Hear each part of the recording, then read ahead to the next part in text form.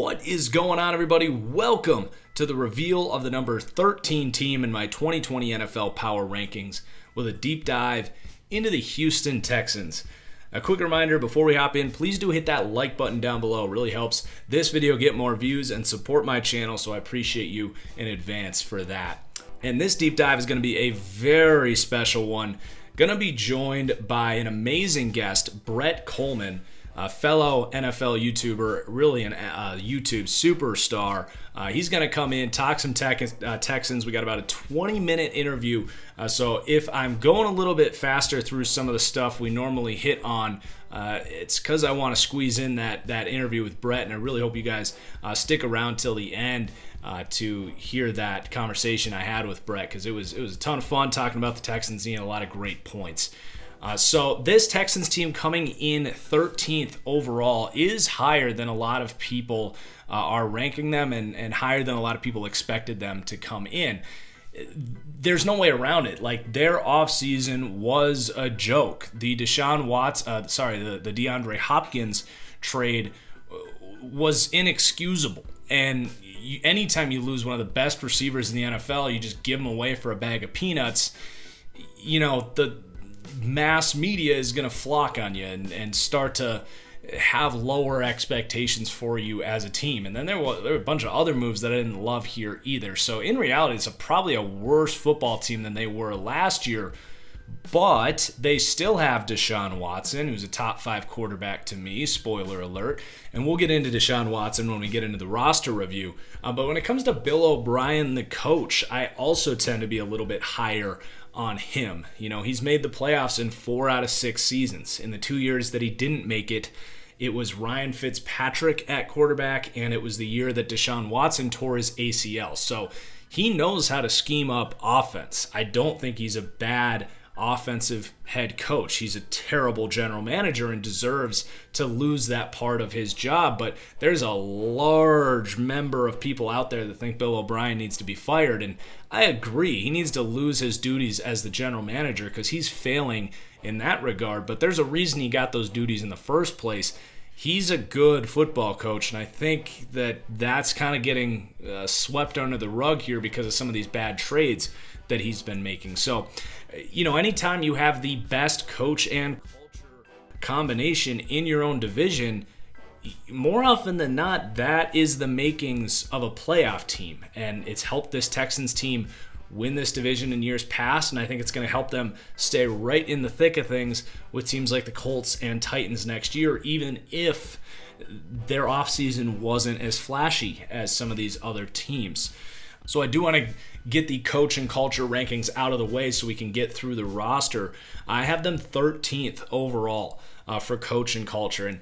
And, you know, culture does factor in having an established leader at quarterback like Deshaun Watson. That's only going to help. But everything I said about Bill O'Brien, I think he is going to have this offense united under a scheme that works under Bill O'Brien and coach these guys up to execute what he wants.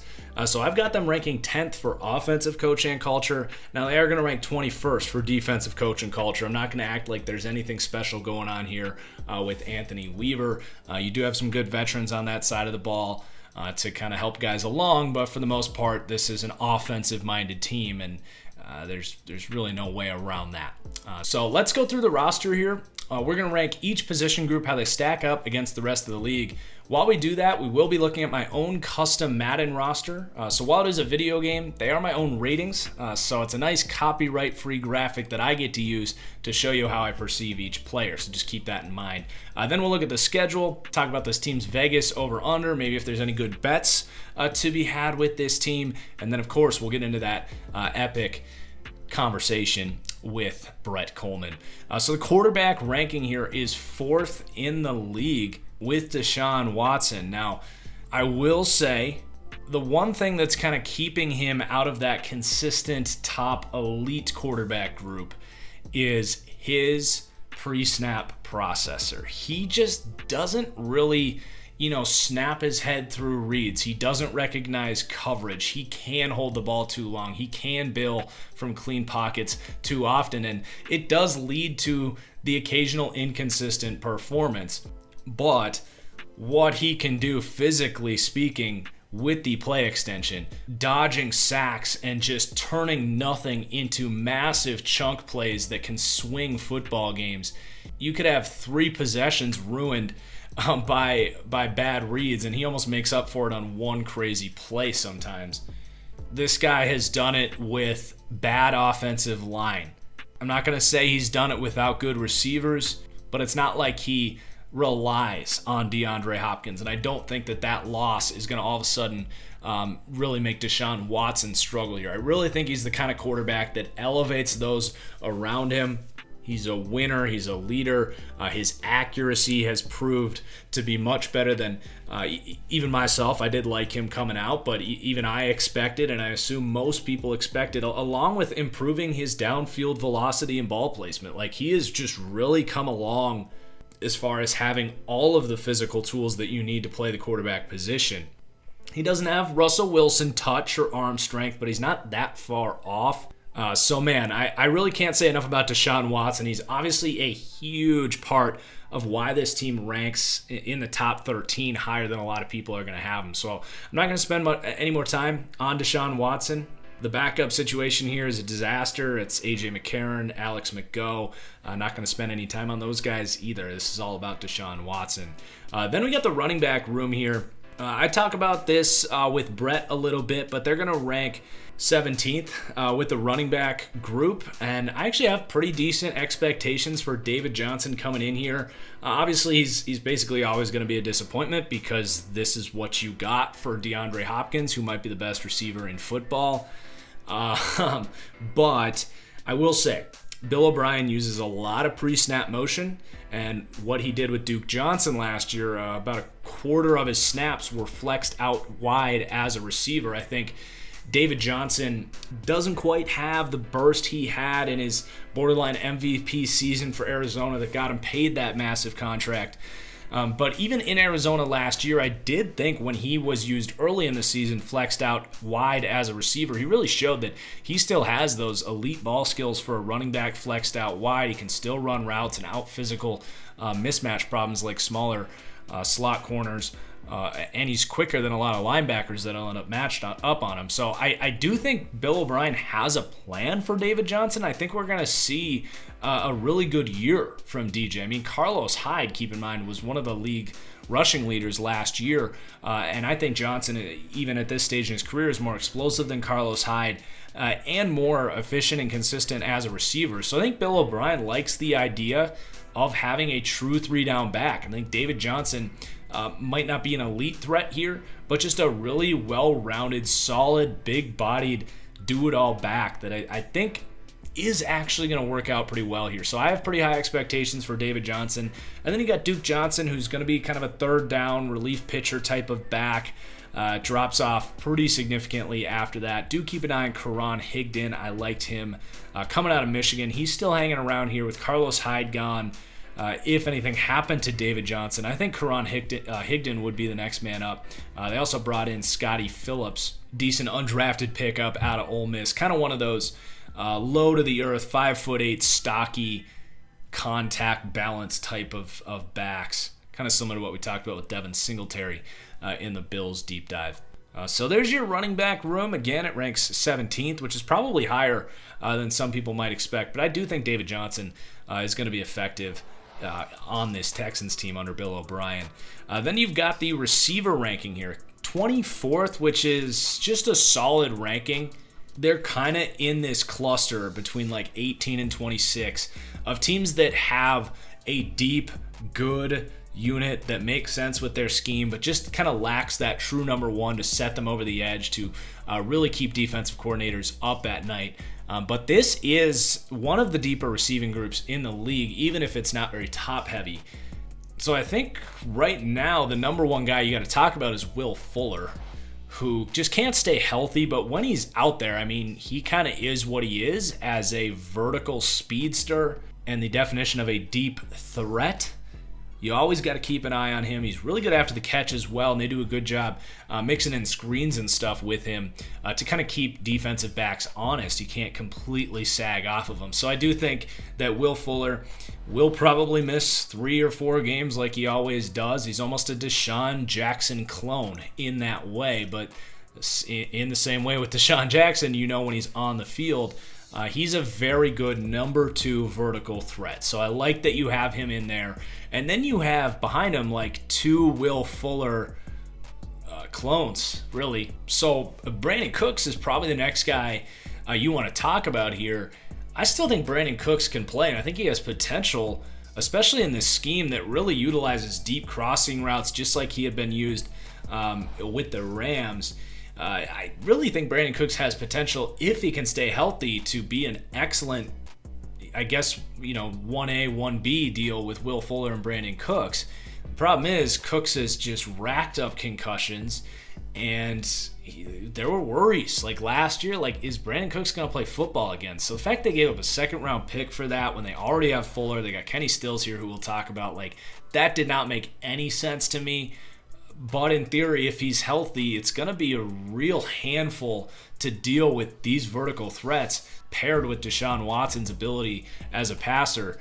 So I do think if you get Fuller and Cooks healthy, they could really exceed this 23rd ranking and put to bed some of the criticisms for getting rid of DeAndre Hopkins and still get a lot of good production at this position. And you've got depth behind those 2 kind of true vertical threats as well. So you have Kenny Stills, who's extremely redundant with Cooks and Fuller as vertical threats. We kind of know what Kenny Stills is at this point. I don't see him playing a ton if Cooks is healthy. But again, we don't know how healthy Cooks is going to be or Will Fuller. So you kind of hope that you have 2 of these 3 guys healthy at a time, because all of them, at least Fuller and Cooks, are super injury prone. So you hope that you have 2 of the 3 healthy, and then you have Randall Cobb in the slot. Cobb actually really stepped up for Dallas last year, and I think given the skill sets on the outside with those 3 guys we just mentioned, Cobb's going to have a lot of success getting open in the short to intermediate passing game, just as he's done throughout his career. Cobb has a ton of experience working with guys like Aaron Rodgers and Dak Prescott. And he's one of the best receivers in the NFL at knowing where to go when the quarterback starts improvising. So I think you can't really say the same about guys like Fuller, Cooks, and Stills, but I think getting Cobb in there will give you kind of a go-to target like Watson had in DeAndre Hopkins when he started improvising. Now, Cobb's another guy that's dealt with injuries throughout his career, but hey, if you have Cooks, Fuller, and Cobb all healthy, there's an argument that that's better than just DeAndre Hopkins and Will Fuller and Kiki Kuti in the slot. I don't think I would go that far, but if you're looking for any consolation, I think there's a good chance for these 3 to really work well, and clearly Bill O'Brien's got a plan for these 3 guys. But then you still have Kiki Kuti, so you're running 5 deep at this point. Kuti is a young, athletically gifted, shifty slot wide receiver who can certainly step in if Cobb gets hurt. So you have really nice depth to complement your starting pieces here, because I think with Kenny Stills and Kiki Kuti, Kuti can fill in for Cobb, and Stills can fill in for Fuller or Cooks. So you're really, in theory, not going to miss a beat. As long as you have 3 of those 5 guys healthy, you're going to have a really solid receiving core with a lot of speed. Then you're going to have kind of a competition between DeAndre Carter. Isaiah Coulter was a good 5th-round pick. I think he'll make the team. He's another guy with a lot of speed. And then I don't really see any of these other receivers making it. But, in a weird way, I really like this receiving core. It is also going to get dragged down, however, by the tight end room. Because you got Darren Fells, who's a slow, big-bodied veteran who is a nice kind of red zone threat, good target for 3rd and shorts, 4th and shorts, or whatever. But not much of a weapon at all. Then you have some younger tight ends here, Jordan Thomas, Jordan Akins, a couple of picks from the 2018 draft. These guys haven't really stepped up to the plate. Both of them are good athletes, so I wouldn't be terribly surprised if they kind of emerged here in year 3, but I'm certainly not going to be betting on that. But do keep an eye on Cahale Waring. Was a 3rd-round pick last year. This was a good tight end class last year, and Waring was a part of a group of really athletic tight ends that probably needed a year to kind of develop. So like between him, Jay Sternberger, Foster Moreau, and Dawson Knox, like I thought those guys were all kind of potential star tight ends. Waring was really just overused as a blocker and underused as a receiver in a run-heavy San Diego State offense. He's also a guy that only started playing football within the last few years. So definitely someone to keep an eye on. Like if you're in dynasty leagues, I think Cahill Waring is a guy that could really break out if you're looking for a tight end breakout this year. He's got some depth ahead of him to clear, but that's definitely the most upside you're going to get. So I'm not going to lie, like there's a path for this to be a really nice looking group of receivers. I think that's part of my optimism for this team. I think obviously if the receivers can stay healthy, that's great, but you do have depth to kind of fill in when these guys almost inevitably do get hurt, especially the receivers. And then if Cahill Waring, we've seen a lot of year two tight ends take that big step up. He was a 3rd round pick last year with a ton of upside. So if he can kind of emerge here, you're going to have 4 or 5 pieces on this receiving group. Yeah, you don't have that big number 1 DeAndre Hopkins, and that's always going to keep you out of like any kind of top 10 conversations. But this could really be a better receiving group than I think they're getting credit for. And I would say this is probably the room that has the most talent that's going unrecognized for this Texans team. But I will say this offensive line is getting better as well. Now, they dealt with a lot of injuries last year, which certainly didn't help when you had a pair of rookies trying to get implemented with 1st-round pick Titus Howard and 2nd-round pick Max Sharping. So heading into 2020, you're going to hope that these guys can stay healthy and kind of get a full year together, because they have reached a point where you actually have a lot of talent now on this offensive line. Whether or not it was acquired for the right price is up for debate. Spent a 1st-round pick on Titus Howard, who's going to be a right tackle, who I think is far from a sure thing. And then they spent just everything. Like, give me a Thanos quote. What did it cost? Everything to get Laramie Tunsil, who to me is solid left tackle, above average, like good quality starter. But do you spend 2 firsts and a 2nd round and beyond for that? No, I don't. And then they have to pay him like $22 million is the highest paid offensive lineman in football. Like, it's just crazy. Like, he had so much leverage. So they gave up everything to get Laramie Tunsil here. They do have him. Like, it's good. It's a good piece to have. So let's go through the unit. We just said Tunsil, then you have Max Sharping, a 2nd-round pick last year, was a tackle coming out of Northern Illinois, who I think is a natural guard and is going to have a good year too here. You've got Nick Martin at center, who's finally coming into his own. He's not his brother, Zach Martin, by any stretch of the imagination, but a really good center. Zach Fulton is a very quality, above average veteran right guard. And then Titus Howard's going to be your weak link. He was a really good, fluid athlete coming out of Alabama State. Definitely someone that I didn't think was a 1st-round prospect, but I did have him, day 2 pick, really high upside player. So he has a chance to cement himself as a starting caliber tackle, but he is going to be the weak link here. Your depth is not very good. You have Senio Clemente, who is a decent guard backup. But other than that, Brent Cavale, Roderick Johnson at tackle, they have some experience, but I don't feel good about either of those guys. They did spend a 4th-round pick on Charlie Heck. He could be a versatile piece, could be kind of that swing man, can play a little guard, can play a little tackle in a pinch. So the group's going to rank 22nd. I think it's going to be the best offensive line that Deshaun Watson has had in his career, and I think there's actually some upside after they've really invested in this group, if they can stay healthy together, for them to kind of establish themselves as a good offensive line. And in theory, you'd have a really young group that would grow together here with Deshaun Watson, which, this team's given up a lot to get to the place that they're at right now. But if you have Deshaun Watson and a good offensive coach and a tackle center trio like Nick Martin, Tunsil, and Howard, maybe eventually they can let Bill O'Brien stop making all these crazy trades, and you can have a bright future here with Deshaun Watson. So there's your offensive review. Now, they're going to rank 10th for offense, so I still expect it to be a top 10 unit. And a lot of that comes down to me being higher on Bill O'Brien as an offensive coach. And, I think that there's a lot of talent with this receiver group that's not being talked about, and this offensive line, which has been terrible for a while. I'll give you that. But I think, in theory, it should be a much improved offensive line, even if they aren't elite. So I think they're going to help Bill O'Brien kind of do what he wants to do, which is clearly getting vertical here with guys like Fuller, Cooks, and Stills, with some good weapons underneath to work with a lot of pre-snap motion as well, with guys like Cobb, Kuti, David Johnson, Duke Johnson. He's got a lot of weapons to work with here. It's just not DeAndre Hopkins, unfortunately.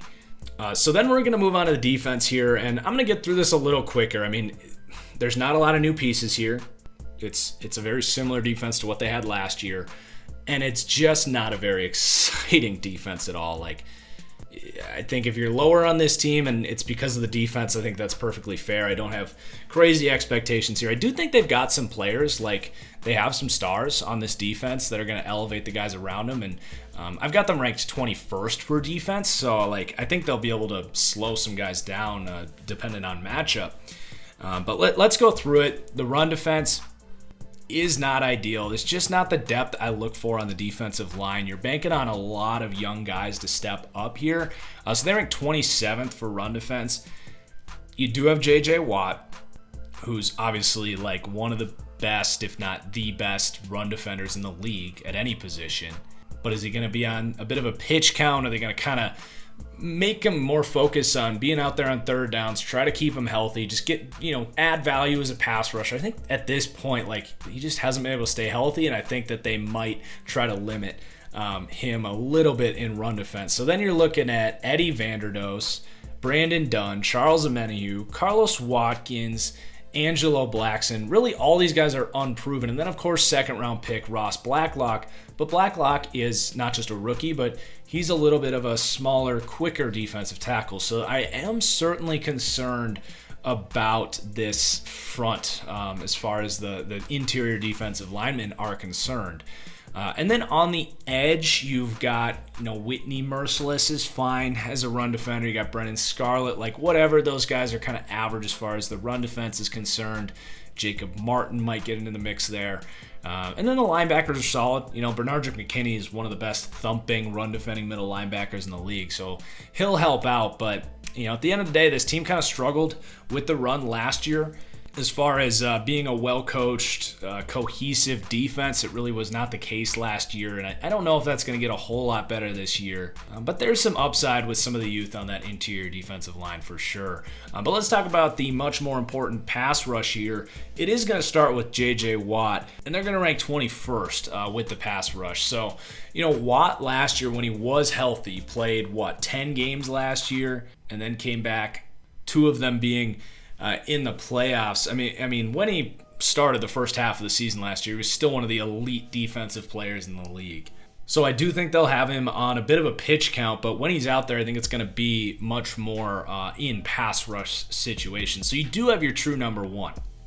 But can he stay healthy? That's really the big if here. And if he's healthy, I think they will exceed 21st. But I'm just not expecting you to get a full 16-game season of elite J.J. Watt. And I think that's fair. But it's also worth recognizing how good he was when he was healthy. So it's a really tough ranking. But after J.J. Watt, I'm just not excited about this pass rush. You got Whitney Merciless, who's fine as a solid number 2 veteran. He's on the other side of 30 now, and he hasn't had a great season since 2016. So he's fine. I don't hate it. If JJ's healthy, he's a good number 2. But then, man, it drops off after that. As far as the edge is concerned, you got Duke Ejiofor, who I loved coming out, but there's just something going on with him injury-wise. He just hasn't been able to get started, and that's why he fell to the 6th round. So I just, anything you can get from him is house money, and they could really use him. Really need him to step up, but it's really not going to happen. You have Brennan Scarlett, who's a solid veteran, kind of had his best year last year. He's a really low-end rotational third. I think in an ideal world he wouldn't be having the big role that he's going to have as a pass rusher. So he's certainly not an asset as far as pass rush is concerned. Decent, versatile edge kind of guy, but not much of a pass rusher. You got Jacob Martin, an athletic veteran who's never been able to develop as a pass rusher. And then they draft Jonathan Grenard in the 3rd round. Now, I will say I thought he was the better of the Florida edge guys. The Jets ended up with Jabari Zuniga. He's got some craftiness. I actually think there's a decent chance that he can be the second best pass rushing outside linebacker here, passing up Brennan Scarlett. And of course, if Duke Ejiofor can't stay healthy, they spent a 3rd round pick on him for a reason. I think he will play here. There's a decent chance that he gives you more production as a pass rusher than Brennan Scarlett gave you, but just doesn't really have those athletic traits. He doesn't have the elite get-off you look for. He can't really convert speed to power. Like, he doesn't really have the speed to begin with, but he's not a powerful rusher either. He's just, he's got a nice tool belt as a pass rusher. Like, he knows how to counter. He kind of understands leverage. He's crafty at getting after the quarterback. So I didn't hate that pick. It was a little bit early for me, but given kind of how he fits here as a 3-4 edge outside linebacker, and the need they have there, I think he could make an impact as a rookie. And then the interior pass rush outside of J.J. Watt, obviously, who's going to play a little edge, a little interior, do a little bit of everything. You got Charles Omenihu, who showed some nice things, a 5th round pick last year. It's fine. Ross Blacklock's really the X factor here because everyone else here you're not expecting much from. So, if you can get these rookies, Ross Blacklock and Jonathan Grenard, to maybe Grenard gives you 30 pressures as a rotational pass rusher. Blacklock's kind of steps up as a full-time, rush defensive tackle and gets you 40 pressures. JJ stays healthy and Whitney Merciless is out there, stays healthy. That's a good pass rush. Like, if all those things go right, I think 21st is might even be a worst case scenario for this pass rush because JJ's just such a home wrecker.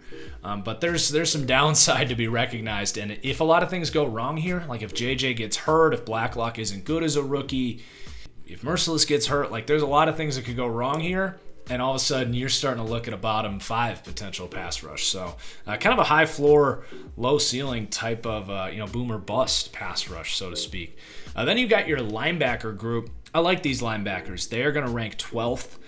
So you have a great combination here with Bernardrick Mckinney, who's kind of your classic thumper, but he's developed as far as his kind of route recognition. He's never going to be an elite cover linebacker. He just can't move in space at 255 pounds, but he is 6'5". He's got length and he's got straight line speed. So if he gets enough depth in his initial drop, like he can be an effective zone kind of hook defender. But he's not a guy you want matched up on tight ends or running backs out of the backfield because he's just going to get shook. But that's what you got Zach Cunningham for, who's very quick at 6'3", about 235 pounds. Really good cover instincts, and he uses that length in run defense as well. So he's a great complement to Bernardrick McKinney. Dylan Cole is still here. He really broke out as an undrafted rookie in coverage. He's got a lot of speed and quickness, but kind of flashed and has tapered off since, but I think this team would feel okay if they had to turn to Dylan Cole in the event of injury. Then you have Peter Kollmann, Tyrell Adams. It's not the deepest group of linebackers. They got to stay healthy. But I like the starting 2, and they're going to rank 12th. Lastly, we have the secondary here, and I really get into the secondary with Brett, which we're getting close to that interview. So I'm going to gloss through this. This team runs a lot of man coverage, and in a weird way, I kind of like what they have with Gary and Conley, Bradley Roby, and then whatever you are going to have, in the nickel, whether it's Vernon Hargraves, whether it's John Reed, who this team spent a 4th-round pick, Lonnie Johnson, dependent on matchup, and even Philip Gaines, a veteran here. You kind of got 4 pieces to compete in the slot. Now, if you had an injury to Roby or Gary and Conley, I'd be very concerned, but you've got a pair of retread 1st-round picks. This team runs a ton of man coverage, and that's what these guys do very well. So in a weird way, I like the corner group. And then you have Justin Reed at free safety, certainly a breakout candidate, although, breakouts tend to require everything around them going right. I don't know if that's going to happen with this defense, but I loved Justin Reed. I thought he was a first-round prospect coming out. I have no idea how this team got him in the third round. So that was a total steal, filled a huge need at an important position of that true rangy free safety. So I really like what you have in Reed. Now, they brought in Eric Murray and Michael Thomas. I have no idea what the hell they see in either of these guys as a starting strong safety. Like, if either of them were your third, I'd say that's fine. But I'm worried about what they're going to get at that strong safety position. It feels like they keep downgrading there. They went from Tyrann Mathieu to Tayshaun Gibson, now to Eric Murray, who's like okay, but I don't want him to be a starter, and he's really not physical at all. So if he's going to come down in the box, I'm worried about that. Now, Michael Thomas is a little more physical, but he struggles in coverage. So, we'll see how they end up using those guys. I don't like the safety depth either with Jalen Watkins, who's, I guess, okay. But, again, wouldn't want him starting. And then Shalom Luani, the safety depth is just very concerning and hurts this defensive back ranking of 26th. And again, we'll talk more about that secondary with Brett in just a few minutes. But before we do that, I want to talk about the schedule here. It is not an easy schedule. I first saw the over-under of 7.5 wins. I was like, over. I love it. But hang on a minute. It's a tough schedule. The first 3 games alone, at Kansas City, Baltimore, possibly the 2 best teams in the AFC, then at Pittsburgh, a really tough road game. I've got them starting 0-3, and it doesn't get easier after that. You got to play Minnesota in Week 4 against one of the best pass rushes in the league that, those guys aren't going to let Deshaun Watson dance around and do his thing. So that's a question mark as well. They could easily start 0-4. The middle cluster isn't as bad. They got Jacksonville. At Tennessee will be tough, but I think they can beat Green Bay at home, at Jacksonville, at Cleveland. I think they can win those games. I do have them losing to New England at home and losing at Detroit. And then down the stretch, beating Indianapolis, losing at Chicago, losing at Indianapolis, so splitting against Indy, and then Cincinnati and Miami. Your 2 easiest games of the season at home are your last 2 games of the year, so at least you have something to look forward to. But you got a lot of tough games in there. And I do have them getting over 7.5, going 8-8. But I think their win range is 6-11. So to me, I'm okay going over here. If I had to bet, I would go over. I lean no bet on the over-under. However, there is a bet I've already made on this Texans team that I really like, and that is plus 325, over 3-1 to win the AFC South. As I said at the beginning, they have the best quarterback-coach combo in this division, and I can see a lot of worlds where the Texans pull through with this division.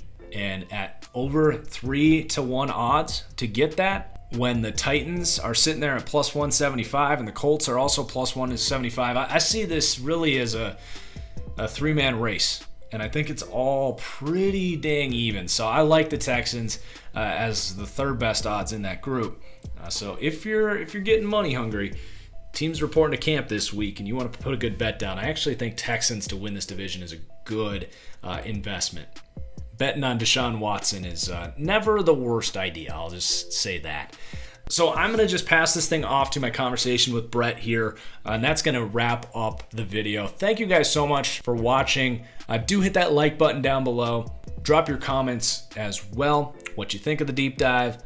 Too high, too low? Who do you think comes next? Enjoy the interview with Brett Kollmann. Peace out, guys. So now joining the Texans deep dive, it's a very special guest, and I'm thrilled to be able to welcome the one and only Brett Kollmann to the show. And Brett, I feel like I don't even need to introduce you because I'd be surprised if everyone watching this video doesn't already follow your film room videos on YouTube. But man, I just got to say, I'm always so impressed with the depth that you go into with your topics and the detail and editing quality with your work. So you're certainly an inspiration to myself to uphold a certain quality standard for my own videos every time I upload. But thanks so much for taking the time to join the series, man. How's it going, dude? Absolutely. Thanks for having me. Things are going well, all things considered, looking around on I don't know, the entire planet. That's right. We're just going to talk as if the season's going to happen and cross our fingers, Yeah. Hope for the best, accept the worst. That's right. That's right. So the first topic I want to get into with you might be a tough one for you. So if you need a second to top off the whiskey, just let me know. But I want to talk about Bill O'Brien. And not Bill O'Brien. We're just getting right into the terribleness first, aren't we? Okay. That's right.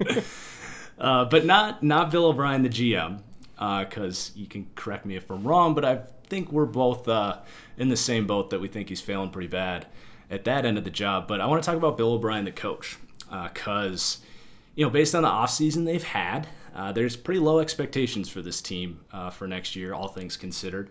They're 325 for the division right now, and I think Bill O'Brien is a good-ish NFL coach, even though his GM skills are just so bad that they inflate that.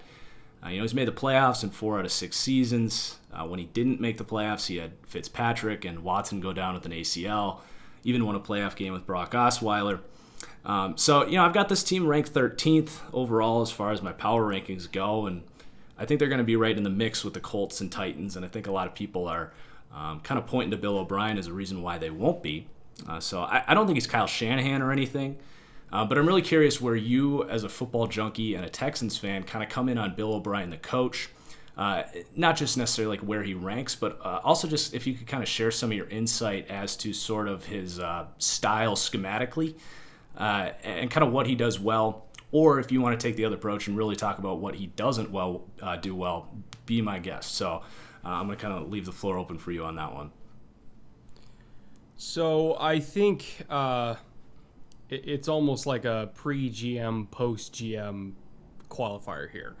Before he also became GM, I felt he was actually a really good football coach. I think he did a lot with a little. When he wasn't controlling the front office, we had some really good top-level talent over in Houston, but not a whole lot of depth. He was still able to win the division multiple times, get a couple playoff wins here and there.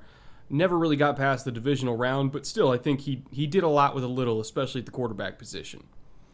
The problem is, once he became GM, his one redeeming trait, which I felt was actual coaching during games, really, really went in the can. And part of that, and Lance Zierlein, who's a local Houston guy, he also does national stuff for NFL Network, a lot of connections in that building.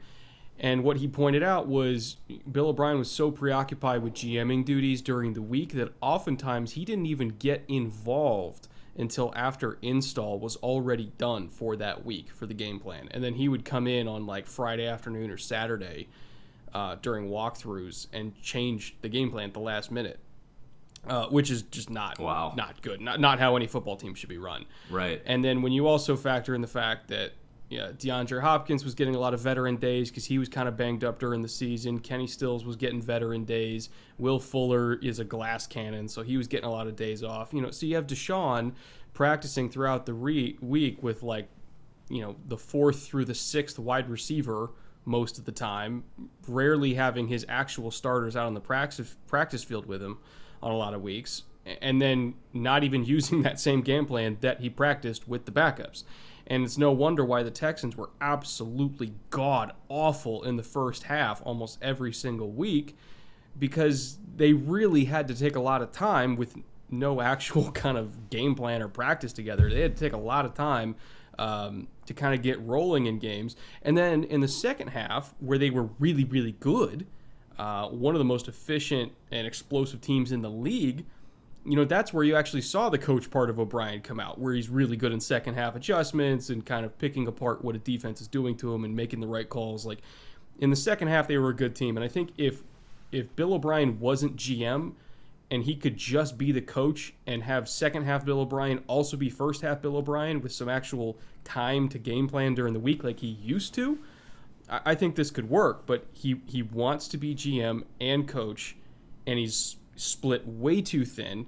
It's not working, but for the grace of Deshaun Watson, this franchise is being held together by basically just a quarterback right now, and I don't think it's going to keep working in the future. Like, they'll win games because they have talent, And again, because they're so good in second halves, but you can't win a Super Bowl with an organizational structure like this. You just can't. And I think we saw that bear out last year when the Chiefs, kind of went down early and then absolutely blew them out of the water. It's a much better run organization structurally. And in the end, in January, that tends to be what wins out. Yeah, that's a rough reality. I definitely see where you're coming from that. And one other point I kind of had here before we, I guess, move on to the next topic is like one thing that really stood out to me when I was going back and watching some of these games was just like I don't remember a team with an offensive line that like just couldn't handle stunts and would just allow like immediate pressure. Like just specifically on the offensive line, it was like they just didn't practice stunts is what it felt like. And it's just like, how does that happen? Like the Bills in the first half, like it felt like they were going double A gap like the entire first half, and the Texans O-line was just like, what do we do? So that would, when they had all 5 actual starters on the field, they were fine with that. And I think we saw that in the Chargers game quite a bit when they had their actual starting 5 that they wanted to be on the field, but they kept sustaining injuries. Howard going down was huge. He played a lot better than I think anybody really expected him to. Like, not that I expected him to be bad, but he was one of the better rookie offensive linemen across the entire league at right tackle there. And when he went down, there was a huge difference, an absolutely huge difference. It was a young offensive line. I think if they can stay healthy, they'll be okay. Laramie Tunsil, for all the false starts he had, like in terms of actually allowing pressure, he was really, really good. But man, the injuries just absolutely killed them. And like you said, the Buffalo game in particular, picking apart a 60% healthy offensive line with such a well-coached defensive line there, like it wasn't fair. It was brutal. Yeah. So I want to talk about kind of the two, I guess, big name additions, even though they're, maybe stars of days old. But David Johnson and Brandon Cooks are coming in here. I'm just kind of curious what your expectations are for those two guys, kind of performance-wise, and then also just kind of how they're going to fit in the scheme here. I wish that I could have huge expectations for Cooks, but over the last 3 years, again, we know he's fast. We know when he's healthy, he's a good receiver, or at least he was. But over the last 3 seasons, even in the games that he was on the field, he averaged less than 60 yards a game. So I know the talent is there because we saw it at Oregon State. We saw it in New England at times. We saw it in New Orleans early in his career. We even saw it sometimes in LA too. Like, I know the talent is there, but I don't have huge expectations, partly because he can't stay healthy and partly because I don't know what's left in the tank. It's been 3 years since we've kind of seen, quote unquote, that guy. So I don't have huge expectations for that. I don't know what the hell they were thinking. A little redundant with like Kenny Stills too. I was just going to say. Hugely redundant. And Will Fuller. I mean, they have. I mean, Kenny when Kenny was coming out, I think Kenny was a 4-3 guy too. So they have basically 3 very similar players now. And in the slot, I'm assuming they're thinking that Kiki's still maybe going to be the guy there, but. I kind of don't understand why they got rid of that traditional big physical X receiver like DeAndre Hopkins, because he complemented Kenny and Will so well. Again, and giving up a 2nd-round pick to get Brandon Cooks, that was a horrible move, horrible value. Like, even if you like Brandon Cooks, you're not giving up a 2nd-round pick for him when you very easily could have used that 2nd-round pick on any number of cheaper receivers that could be even more productive in this past receiving class. Like, Denzel Mims was sitting right there at the pick they gave up. Like, it's unbelievable to me. Like, even the guy that they replaced Cooks with in LA, Van Jefferson, they could have had him too, and I love Van Jefferson. Saw him down at the Senior Bowl. He's a great receiver. So I from a roster building standpoint, that move was terrible. I don't really have any positive expectations because we haven't seen Brandon Cooks be Brandon Cooks in 3 years.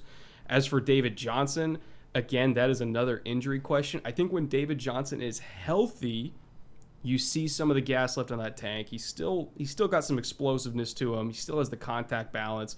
Obviously, he still knows how to run a route, and he still has good hands. But can he stay healthy? and keep that explosiveness throughout a whole season, I don't know what to think here because it's so tied into injury and less tied into, is this just a good football player? Yeah, and it's always going to come back to, I mean, everything you said about Brandon Cooks was terrible value. And then David Johnson, you give up the best receiver in football for him, basically. So it's always like, even if they play okay, you're still not going to be super happy about it. I am still interested. A running back. Exactly. Yeah, I'm definitely interested to see. I think Bill O'Brien, like, he's pretty high on like the pre-snap motion, and used a lot of Duke Johnson like flexed out wide. So I imagine that's the plan, is to kind of have that full rounded feature back, so to speak. But yeah, man, you're just never gonna get value back on that trade. It's just never gonna happen. I mean, we had Carlos Hyde for like no money, so right. Carlos Hyde played last year for dirt cheap. I don't know why we couldn't have just kept that train rolling, but whatever. Yeah. So let's get into the secondary here, because I look at the secondary. I think it's kind of interesting in a weird way. Like, I don't hate it. They ran a ton of man coverage last year. Chart I was looking at him had it third in the NFL for the Texans as far as man coverage. So you have like 3 first-round retreads here with Roby, Conley, and Hargraves. So do you think those are the starters for next year? And then, like, I guess, how much faith do you have in these guys to hold up heading into next year? Or do you see a guy Lonnie Johnson, second-round pick last year, or Phillip Gaines maybe coming in and starting here? So I think you're right. It's very man coverage focused because all these guys, whether it's Garyon Conley, Lonnie Johnson, Bradley Roby, John Reed, Hargraves, they're all better in man than they are in zone. We're going to see a lot more man coverage, or at least kind of more of the same in terms of the man versus zone split. Even in zone, I still expect it to be a lot of match zone where like the outside guys are basically banned up anyway. Like it's mostly going to be man coverage or match zone because that's just what these guys do well. In terms of starters, I would probably expect Conley to start. I would expect Roby to start. And then in terms of who comes in nickel, it's going to kind of depend on week to week on matchup. If it's a team that uses, like they don't play the Saints this year, but let's just say they're playing the Saints where Michael Thomas is their main slot receiver, they would want somebody with a little bit more size to match up with him. So I think Lonnie Johnson would play inside or potentially Conley, and then Lonnie plays outside. If it's more of like Julian Edelman, undersized, quicker than fast type slot receiver, that's where John Reed comes in. I would honestly expect, all things being equal in terms of like who fits that role in the nickel, I would think John Reed's going to be the nickel of the future. Hargraves might get the edge against smaller slot receivers at first just because he's a veteran and the rookies don't have a true offseason this year, so he already knows the system and all that kind of stuff. But like by midway through the season, in that particular matchup, I think John Reed's going to see the field more than Hargraves, where if it's a bigger slot receiver, that's where we see Lonnie come on the field. But the two starting quote-unquote corners out of base defense, I would imagine are going to be Conley and Roby because those were the two best ones they had last year, especially in man coverage. And then obviously you're still going to have Justin Reed at free safety, and you'll probably have Eric Murray at strong safety. God, be what my the guess, hell is that about? Your guess is just good add as it to mine, the dude. list. Add it to the list. It's Bill O'Brien, man. It's Bill O'Brien. Ouch. Yeah, I like John Reed. I did. I had a lot of Penn State games in 2018 when I was doing games for PFF, and he is just quick as hell. I think he's got a good chance to be. Oh, he's so quick. Yeah. So yeah, I like that call to have John Reed kind of, because Hargraves, he's not the answer. He just isn't. No, Vernon might be on the field in like September and early October while the other guys kind of get their feet wet, particularly Reed. Like I think they drafted Reed to take Hargraves' job, but with Corona, it might be a little bit longer than we originally hoped for a rookie to come in and play. Yeah. So let's wrap this up. I've been doing this with all my guests. So it's a little high-low. So I'm just going to tell you, because in this series I rank each position group. So I'm going to tell you my ranking, and then I would love to hear if you think it's too high or too low, and then you can just, spend 15, 30 seconds explaining that. So at quarterback, I actually have them fourth for Deshaun Watson. Pretty high on that man. So what do you think about that? Across the league? Across the league, yep. Well, let's see. KC's higher, Seattle's higher. God, I'm trying to guess who you would have third. You're probably going to go either Baltimore, Philly, or Dallas, I would assume, is your third? I've actually got Green Bay third. Oh, yeah, okay, that's the obvious one. Yeah, I think fourth is fair, because if you had to give me the choice between Dak and, Wentz, Lamar, and Watson, And I'd probably go guys, Deshaun. yeah. So, yeah, I think it's fair. Cool. And then 17th for running back.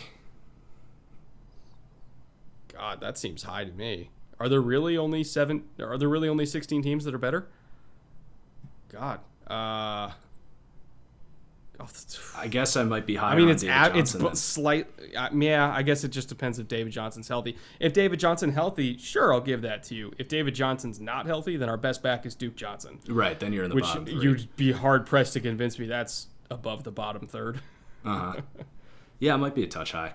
And then receiver was 24th. I kind of like the group, but the lack of the number one, I think, hurts him there. Yeah, that's fair. There's a lot of good receiving cores around the league right now. Dude, I've been saying that in like the last 6 episodes. Like, it sounds low when I say it, but there's just a lot of deep, good receiving groups. I mean, I'll run through it right now. You could argue Miami's better. You could argue Baltimore is better if you include, like the tight ends and stuff like that. Cincinnati's obviously better. Cleveland's obviously better. Pittsburgh, I don't know.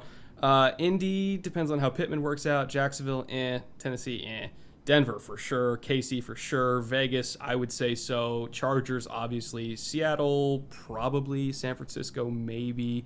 Rams, definitely. Cardinals, definitely. Yeah. Tampa for sure. New Orleans, maybe. Carolina, probably. Atlanta, definitely. Minnesota, Green Bay, Detroit, probably. Chicago, definitely. Washington, Philly, maybe. New York, probably. Dallas, definitely. So, yeah, 24th might actually... Yeah, that's about right. Yeah. Then we got offensive line 22nd. I would go higher, personally. Well, if the starters are all healthy, I'll say that. Okay. If the starters are all healthy, I think legitimately top 12 to 13, in my opinion. Okay. So you do have good expectations for those guys. Definitely. If they're healthy. Huge caveat, because they're never healthy. Like, it's a tradition here to not be healthy. But well, if they're that healthy, applies to everyone with the depth of this league. It's you get an injury and you're going to go from 8 to 20 real quick. Okay, and then onto the defensive side of the ball. So I actually go run defense and pass rush. So I got them pretty low for run defense at 27th. Does that include linebackers or just defensive line? It includes, the whole front seven, and then if you have a real impact like strong safety, you could even say that. Losing Reader really hurt. Losing Clowney, obviously, it's tough to ever replace Clowney, but I do like a Menahu kind of filling into that role. Blacklock, I love Blacklock, but he's not TJ Reader. Like, we're not going to put him at nose and say go take on double teams all day. Cunningham and McKinney are good in a certain role, but it's not like we're looking at Bobby Wagner there. I would say that's fair. Maybe a touch low, but the general range I would say is fair. Yeah. And then pass rush 21st. God. Again, that depends if JJ's healthy, because when JJ's healthy, he's still a top 3 or 4 pass rusher in the league. I was just watching Mitch Schwartz today, and man, he was eating his ass up, and that's Mitch Schwartz, So, if JJ's healthy, I would say higher, because I still think Whitney can do it. I think Menahu can provide value. I think Blacklock provides a lot of pass rush value. McKinney and Cunningham are good blitzers. I would probably put them top half of the league if JJ is still JJ. Yeah, I think 21st that's worst case scenario, because worst case, absolute floor. Yep, because I did like the Blacklock pick and JJ. Like, you're gonna have some problems with those two. So I think 21st would could definitely get shattered pretty easily if those guys are healthy and you get something from Blacklock. Then linebacker, I've got him at 11th. Yeah, I think just for what they do. I mean, there's no huge star there, but I think for all the roles that they fill, that's fair. And then defensive backs, 26th. Yeah, that sounds about right. Just kind of going through it in my head. You're like, wait, that's actually not bad. I'll take 26. If we're just talking like who plays man coverage well, like maybe it's higher than that. But the fact that these guys have a complete inability to play zone coverage effectively, in my opinion, just because of horrendous communication issues and lack of ball awareness. Like you would think that it'd be easier to play zone than man, but with these guys, like just leave them in man, give them something simple to do. So I would say 26 is fair. All right, man. That was a blast. That's all I got for you. Thank you so much for coming on. Everybody, if you don't follow Brett's YouTube channel, you're definitely missing out. He's got a new podcast he does as well with his buddy EJ called the Bootleg Football Podcast that I've been enjoying. So is there anything else you want to plug, Brett, before we head out? Well, I do have a film room episode coming up on Mitch Schwartz pretty soon here that does ironically feature some J.J. Watt in there. I have never actually broken down a J.J. Watt play on the channel, believe it or not, even though I'm a Texans fan. I never wanted to curse him, but I feel like even without breaking him down, he was cursed enough as is. So I'm cracking something else the is seal out there there. cursing him. Yeah, something else is cursing him. So I got some J.J. Watt versus Mitch Schwartz action coming up this week. I think it's going to be fun. Awesome. Looking forward to it. All right, man. Take care. Thanks for coming on. Thanks for having me.